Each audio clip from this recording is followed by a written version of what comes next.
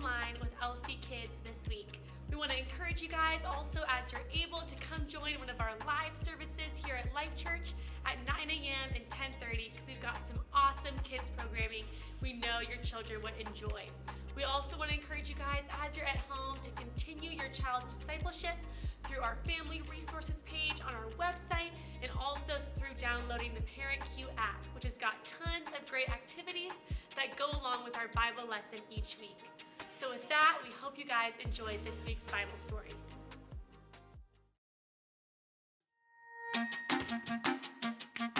Welcome to Story Lab. This week, we're talking about courage while we take a look at the story of someone who faced a pretty dark night. Oh, and don't miss this.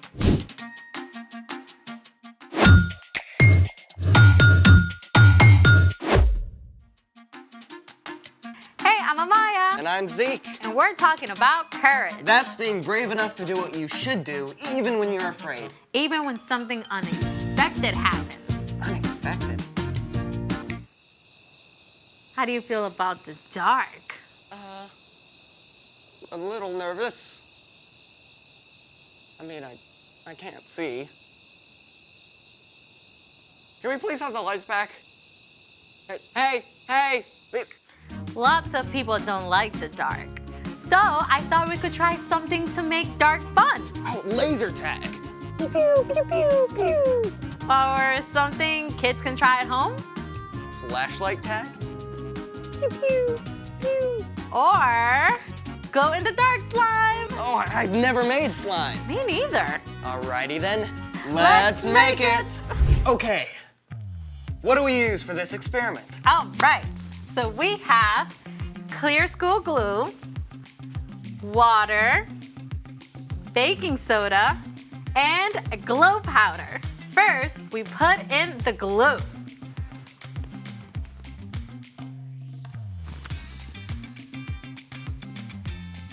Perfect. Next, we add the water.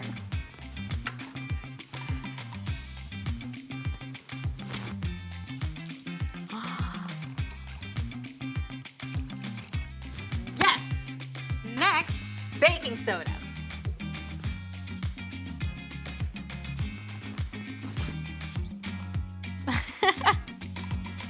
And finally, we add the glow powder.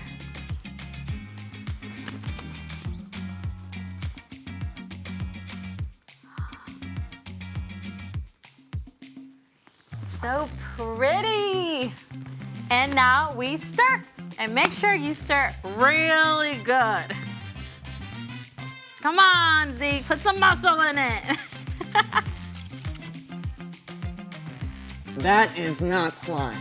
Not yet, because we still need slime activator. Saline. My mom uses that to clean her contact lenses. It contains borate ions. Glue is made of long chains of molecules called polymers that slide easily past each other. When borate ions are added, they cross-link the protein molecules in the glue so they can no longer slide easily past each other. So borate ions glue the glue? Pretty much. Cool. Let's see what happens. Slime activate. All right, I'll pour it, you stir. Oh, I can already feel it hardening. So disgusting and weirdly satisfying. I know, right? Get the lights. Whoa. Look at it glow. That is so cool. Oh,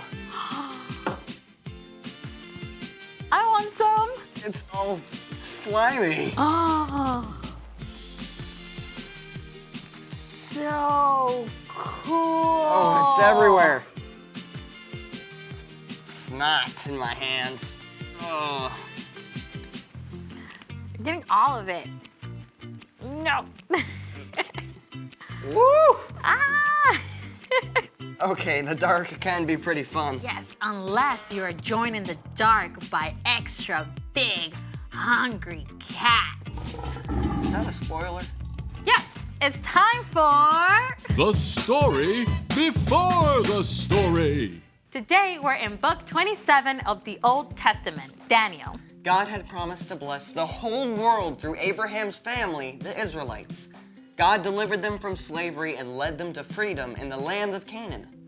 God gave the Israelites kings to lead them, but while some kings like David listened to God, many of the kings ignored God.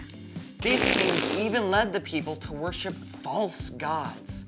And at last, God allowed the Israelites to be conquered by foreign nations. Yeah, some of the Israelites were even marched off as captives to Babylon. But one of these captives, a man named Daniel, still loved God and prayed to God every day. And Daniel is a hero of today's story. Let's go! Daniel was taken to Babylon as a young man, but even as a captive, he still stood up for the one true God. We won't make ourselves unclean by eating the king's food. Test us for 10 days. Give us only vegetables to eat. God blessed Daniel and made him strong and wise. That wisdom and courage gained Daniel a lot of respect, and he actually served as an advisor to several foreign kings over his lifetime. One of them was King Darius, who conquered Babylon. Now, when King Darius took charge, he placed 120 officials over the whole kingdom and put 3 governors over them. One of these 3 men was Daniel. Daniel was so trustworthy and did such a good job that Darius actually made plans to put Daniel in charge of the other 2 governors. So when these other 2 rulers found out about the plan, they were pretty angry. They decided to find something wrong with Daniel they could tell the king about. But even though they spied on Daniel, they couldn't find a thing he'd done wrong. Not one single lie! But Daniel does have this thing about praying to his God. 3 times a day like clockwork. The jealous governors and officials perfected a sneaky plan and took it to King Darius. King Darius, may you live forever. You're so incredibly amazing. We think you should make a special command. What is it? For the next 30 days, no one in the whole kingdom can pray to anyone but you. I like it. And if they pray to someone else, they get thrown into a lion's den. Where do I sign?